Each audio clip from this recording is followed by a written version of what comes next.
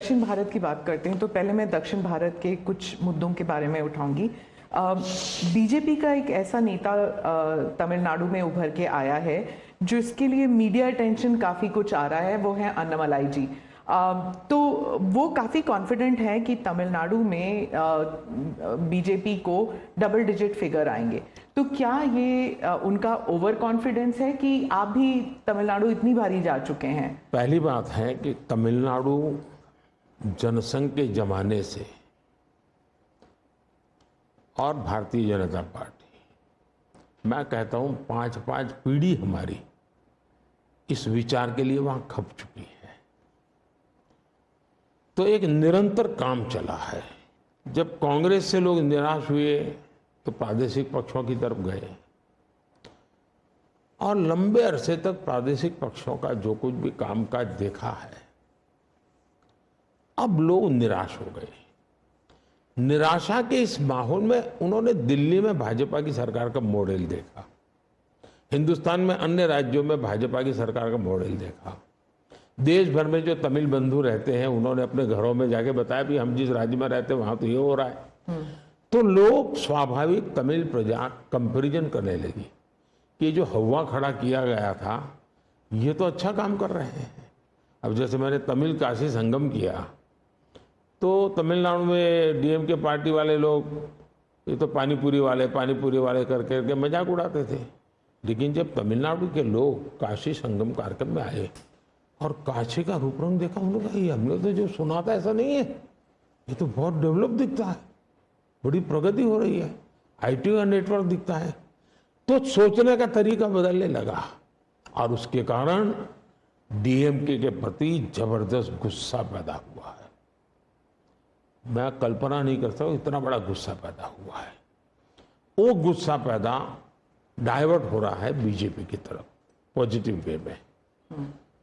और अन्नामलाई एक बहुत ही अच्छे आर्टिकुलेट है, यंग है, बहुत ही अपनी आईपीएस कैडर में बहुत बड़ी प्रतिष्ठित नौकरी छोड़ करके आए हैं।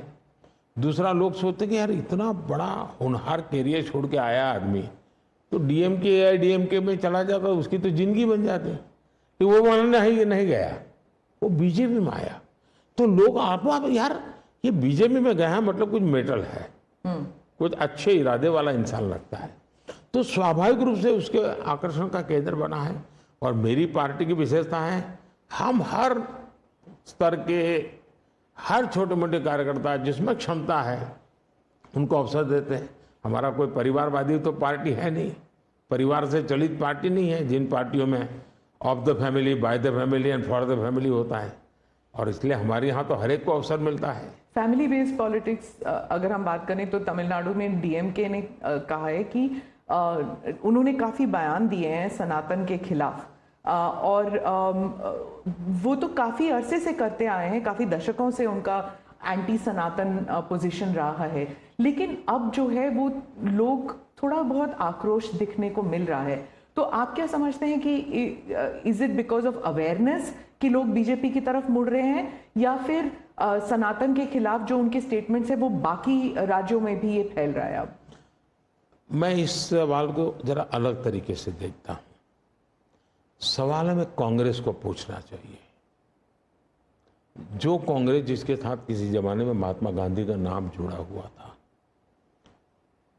जो कांग्रेस जहां इंदिरा गांधी जी गले में माला खुलेआम पहन करके घूमती थी, रुद्राक्ष माला जो, हाँ, रुद्राक्ष माला पहन करके घूमती थी इंदिरा जी।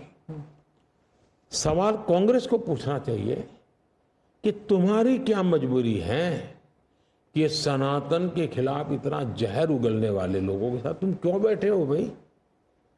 क्या तुम्हारी राजनीति अधूरी रह जाएगी क्या? ये कौन सी कांग्रेस की सोच विकृति आ रही है कांग्रेस में, ये चिंता का विषय है। डीएमके का तो जन्म शायद इस नफरत में पैदा हुआ होगा और धीरे धीरे वो नफरत का खेल भी उनका लोग स्वीकार करने नहीं लगे हैं और इसलिए वो नए नए तौर तरीके अपना करके बोल रहे हैं। प्रश्न उनका नहीं है, प्रश्न कांग्रेस जैसी पार्टी का है कि उसने अपना मूल कैरेक्टर गंवा दिया है क्या? जब संविधान सभा में जो लोग बैठे थे तो ज़्यादातर गांधीयन लोग थे, ज़्यादातर कांग्रेस की विचारधारा से जुड़े हुए लोग थे। और पहला संविधान बना, उसके हर पेज पर जो पेंटिंग है रामायण, वो सनातन की ही परंपरा से जुड़े हुए हैं। तो आपका संविधान बना, उस संविधान में सनातन का गौरव का हिस्सा था। और आज सनातन को इतनी भयंकर गालियां देने की हिम्मत हो और आप उनके साथ चुनाव की राजनीति करें, उनके साथ मंच साझा करें, मजबूरी कांग्रेस की, ये देश के लिए चिंता का विषय है।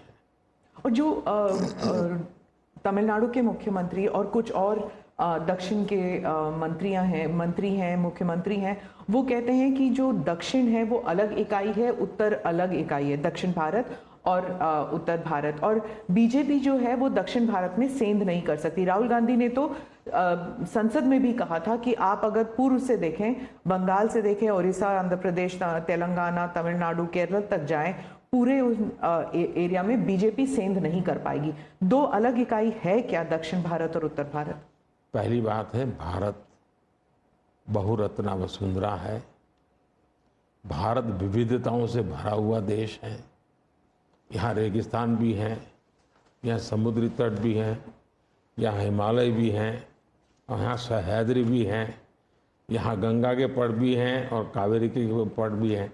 तो भारत को टुकड़ों में देखना, ये भारत के प्रति नासमझी का परिणाम है। अगर यही भाव होता, अगर आप हिंदुस्तान में देखें, प्रभु राम के नाम से जुड़े हुए गांव कितने सबसे ज्यादा कहाँ है, तो तमिलनाडु में है। इतने सारे गांव के नाम है कि उसमें राम तो होगा ही होगा। अब इसको आप कैसे अलग कह सकते हैं? किसको गले उतारेंगे आप? लेकिन भारत की विविधता है। पंजाबी जैसा होगा वैसा नागालैंड का व्यक्ति नहीं होगा, गुजराती जैसा होगा वैसा कश्मीर का व्यक्ति नहीं होगा। तो विविधता ही तो हमारी शक्ति है। हमने विविधता को सेलिब्रेट करना चाहिए। हमें गुलदस्ता ऐसा है भारत का जिसमें हर एक का अपना फूल दिखाई दे, ये भाव होना चाहिए। कांग्रेस कहती है कि बीजेपी और खासकर मोदी जी इस विविधता को अप्रिशिएट नहीं करते, एक रंग में ढालना चाहते हैं, और अगर 400 सीट जो आप कह रहे हैं अगर वो आ जाता है तो संविधान रद्द हो जाएगा, एक ही भाषा, एक ही रहन सहन, एक ही तरीका होगा, और वो है जो मोदी जी कहेंगे।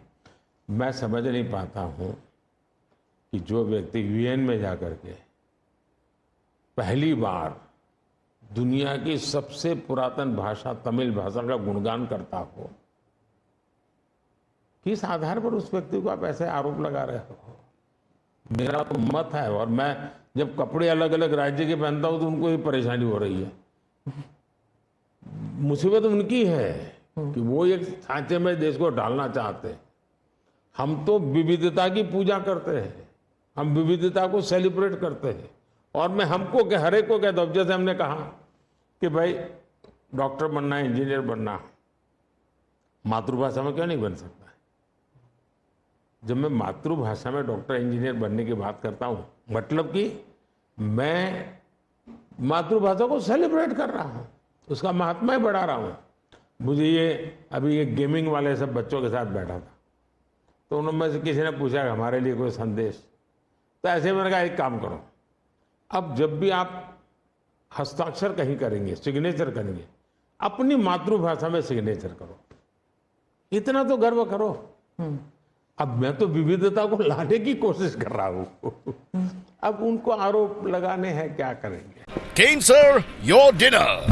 On a tile? Arey, it's antibacterial. Easy to clean. But plates? Kane bhai, it's a tile ad. IM Plus technology से बने वर्ल्ड क्लास टाइल्स। टाइल हो तो सिंपल हो।